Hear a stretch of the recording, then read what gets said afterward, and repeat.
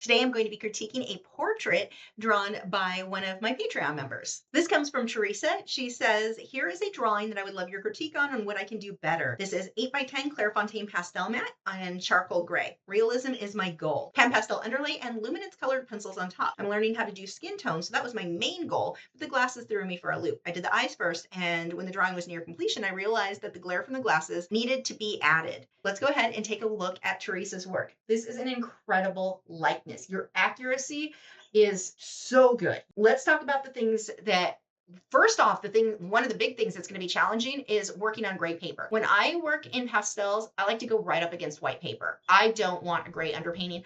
If I'm doing charcoal, I mean, yeah, that gray is fine because I'm using black and white there, but trying to get pure, like those pure oranges and reds and just those light colors for your skin tone is going to be very difficult going up against gray. Even doing the PanPastel base, I can see areas where that gray is trying to kind of poke through, which on a portrait, not my favorite. I did a portrait back in the early 2000s on gray paper, and I ran into that same problem. I just couldn't get the brightness of the skin, and some of that gray was poking through, and I can see that happening here. So that was going to create a bit of a challenge on skin tones anyway. Practicing skin tones in the future, I would definitely recommend go with some white paper. I think it'll just make your life a lot easier. Now, the next thing that is going to create a bit of a challenge for you is the photo itself. The next problem that's going to be a challenge for you is the photo itself. Now, I understand why you chose this photo. This is an awesome photo of you. You look so cute. But the lighting that this is taken in indoors and artificial lighting, that definitely creates a bit of a challenge, especially when it comes to like your hair, those details there. So that is definitely something that I would retouch before I got to the artwork to see what it could look like with different lighting. And of course, sharpening some of those details on your face is going to make your life easier because the photo itself is a little bit blurred. So what has happened in yours with your hair, the dark, if we go back to the original photo, your hair is super, super dark. If I'm going to go with that original photo, I'm going to make the hair that dark. That's like black. I mean, dark. It's in the shadows. You try to lighten up the hair, but it doesn't look like real hair. And you did a good job because you did the clumps and clusters I always talk about. Don't do the individual strands. Here's the problem with that. On yours, you didn't do necessarily individual strands. You've got the curves, but what's happening is you're doing the individual strand is going from the top to the bottom of each clump. So the clumps, you've got the clumps, but this one's actually better because you've got the highlight here, but you've got kind of a long wave all the way through, all the way through, all the way through. You really wouldn't have that. So instead, we really want to pull those darks in. So if we're going to go with the original photo, we are going dark. I mean, that is black. That is falling into the shadow. And I would actually pull the shadow of the background just to make that make sense. When we pull these darker backgrounds,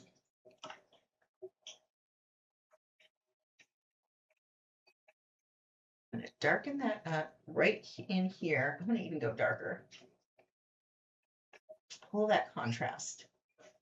Now, one thing I don't love on this, and I never like this on portraits, and I've done it myself. That's why I feel safe in saying I don't like it, because I know I don't like it on mine. Look at how this ends, even if it fades. I don't really love the floating look when it comes to portraits. I would rather see you go all the way off the page. So actually, let's do that. I think that would make for a stronger composition all around. That gives us a little bit of a better composition than floaty head. Plus, you're working in an 8x10. 8x10 is, you're already small. Take up the whole page.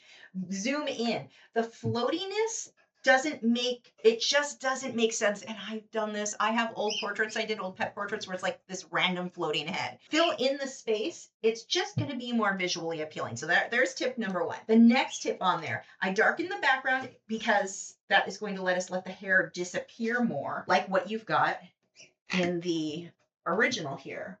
Go up to this layer, do that. I'm just going to push this back. And especially this area right in here is always going to be a lot darker. We want to make sure we get that one. The darks in here. We're going to pull those darks in. I mean, already, look at the difference. We suddenly are getting way more really dark there. Let's lighten this up.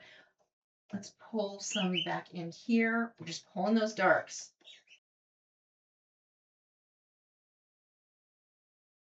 And I see why you thought to lighten it.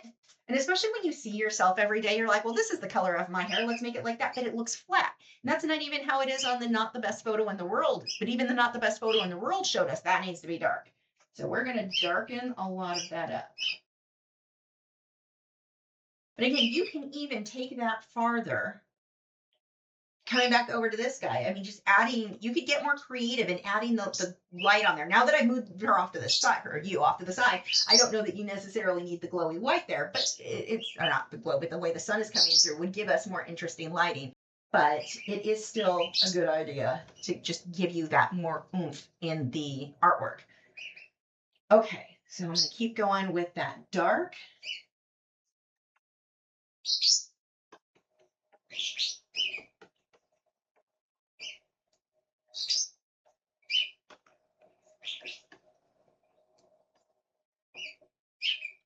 See, and it isn't even like you need more details. You did a great job not overdoing doing too many strands or anything like that. It's just that the hair looked so flat, very kind of cartoony. And this, honestly, it's PanPastel and colored pencil. You can still go back and change this one if you wanted to.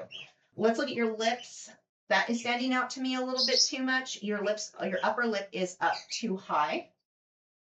So let's take that, and we are just going to, just to get that likeness even more.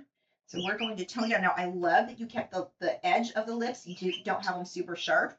That is good. That's something that a lot of people overdo. But the blacks, any blacks on the face, the only black that you're really going to use on your face when it comes to creases or wrinkles, unless you're like in really dark lighting, or if it's somebody that has really dark skin tone, I wouldn't even go with black. Usually you're going to go with darker purples and blues.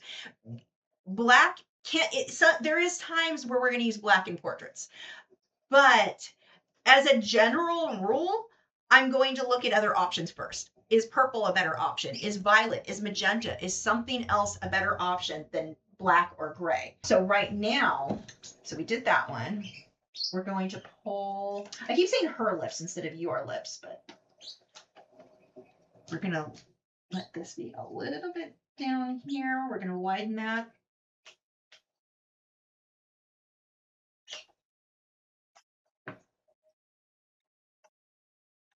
I'm going to thin this out a little bit more here. And then when it comes to the actual color, let's go. So this is where you got it. So the values aren't the problem, but it looks like black was used in that mixture. I'm going to go with more of a deep magenta.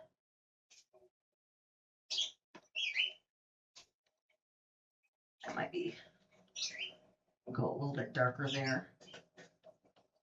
So colors that I would use here would be, if I was using the, Caput Mortem's a good color, but if it's showing up almost grayish, it's because that gray base, good gray paper might be giving you that grayish tone. Now around the mouth, I would also go ahead and let's pull a darker line just in through here. I'm going to thin out, oops, hold on. I'm going to thin out your mouth. I love that you didn't put a heavy line around your mouth. That's something that I see people do a lot. They'll do a heavy line around the lips, especially when wearing lipstick, but that rarely is going to be a super crisp line. What you've done here is a really, really good natural look.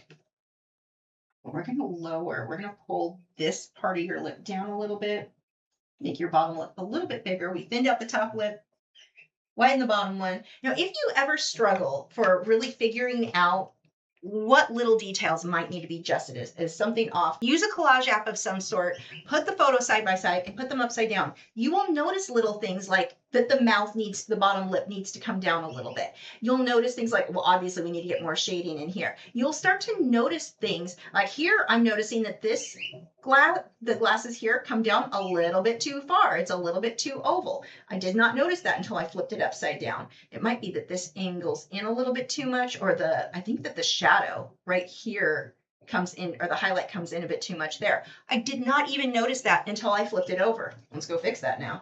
So that is this side here. The shadow is coming in too much. So let's just match it to what you've got on your work. And we're going to pull that in a little bit. The shadow comes out here. We still want that to be crisp, so we'll clean that up, but that'll help.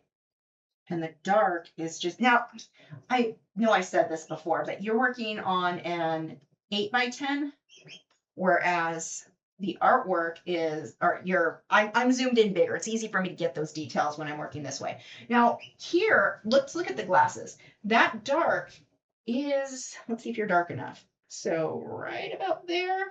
Yeah, that's not that dark. So if we come over to yours, you're a little bit darker. Yours leans more of a kind of goldeny brown versus the pinkish brown on the reference. But that is not going to give us dark enough. So what the problem is that the light next to it is not light enough. If we look at your skin tone here, that is yours. This one is just way too similar to the glasses there. So we're going to pull this up to about there. We're going to light, geez, that's how light that really would be. That's the difference in values on the reference photo versus yours. So we're going to push that up. I'm going to not make it that opaque. We're going to slowly build that. Flatten that out a little bit. I'm going to push those glasses up because they're just coming down a bit too far, but because your face is not light enough, right in there and right in here, that's going to help some. I'm not going to fix all of it, but it does help some of that. Now that's another area in here you could really lighten up too a little bit, but really the glasses here can't look dark enough because the light is not light enough. And I want to push that up regardless, so let's just thing.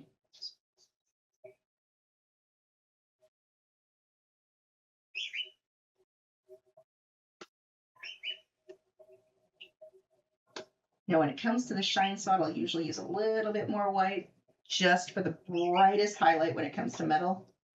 A little bit more. Again, I'm zoomed in. You may not be able to get that level of detail to make it stand out. Now, here's another area that we've got a big difference on. Your cheek on this one, look at the values. If we look at where that is here, oops, let's cancel because I just screwed that up. If we look at, let's pull that up again. If we look at where that is here, look at yours, or the actual photo versus yours. See how much higher yours is? We need to pull that down to about here. And obviously that makes it harder to do on colored pencil. It's really easy to check in Photoshop, but you can be checking your work in Photoshop and then apply what you see there to your actual artwork. So we're gonna switch brushes. We want this to be soft, and I definitely need this to be really translucent. So we're gonna darken your cheek here. Don't wanna do too much. Ooh, I don't wanna make you look like a lady of the night. That's kind of what I just did. Let's soften that a bit. Let's soften the edge. Just did a little bit too much there. Let's shrink up that pen. There we go. I'm just making some of that a little bit darker, a little bit softer. You also need to add a bit of a shadow on your shirt from here. Oh, that is way too opaque. Bump it down.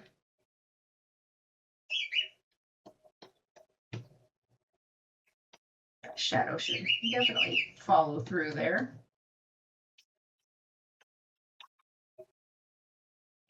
You can also take a little bit of that darker color, just a little bit on your forehead, soften that edge just a tiny bit. Okay, now look at the difference here from the original, our composition. Instead of having floaty head, same colors, but let's enlarge it. Let's take up the whole paper, move you down so that we're not floating anymore. I'm still floating a little apparently. Hold on. Down. There we go. Move you so you're not floating anymore. And just those little adjustments. You really don't need much on your face. It's really, really good. A lot of the gritty grayish look, I blame the paper for that. But get those darks. And this is something, if you don't do anything else on this piece, I would get those darks in there darker on the hair. What a difference that will make. And just, darken the background so that it makes sense. The background, if that's not dark back here, then it just doesn't make sense. Let's adjust that a little bit now that I made those changes. There, a little bit softer as we move our way up. Oops, actually not that one. You. Nope, not you. It was you. Oh, I merged it, that's why. Anyway, pulling that shadow up a little bit higher. So, and that is a way to go with the original photo that isn't even edited. So just to go over my recommendations there. First, I always like to take whatever photo I'm going to go with, see if you can improve it in Lightroom, adjust lighting, adjust, in this case, you can sharpen things up so you can see details a little bit better, might make your life easier. So that is my first tip, but with the original photo, don't try to lighten up the hair. You just don't need to. Make those darks darker. Lean into that. I see this a lot where somebody does a pet portrait, like it's laying on the couch, kind of dark. It just fades into the dark, into the background, and you can't see the details of the body. And so the person will try to create and force an outline on the dog that should just disappear. Let things disappear that should disappear. In your original photo, your hair just disappears into the dark background. Lean into that. That looks great. That's one of the things that's really cool about that photo. So do that on yours and look at the difference in the depth. You suddenly have something that went from kind of wild, overly like not realistic looking hair, and all it needed was to get those darks in there. If you have a hard time in your artwork getting those darks dark enough, or you feel like your brights are just never bright enough, I talk about that more in this video. I'm going to show you a lot of examples of what happens when your darks just aren't dark enough, and just darkening those up, how it will make your brights look brighter. More often than not, the brights don't need to change. The darks just need to go darker.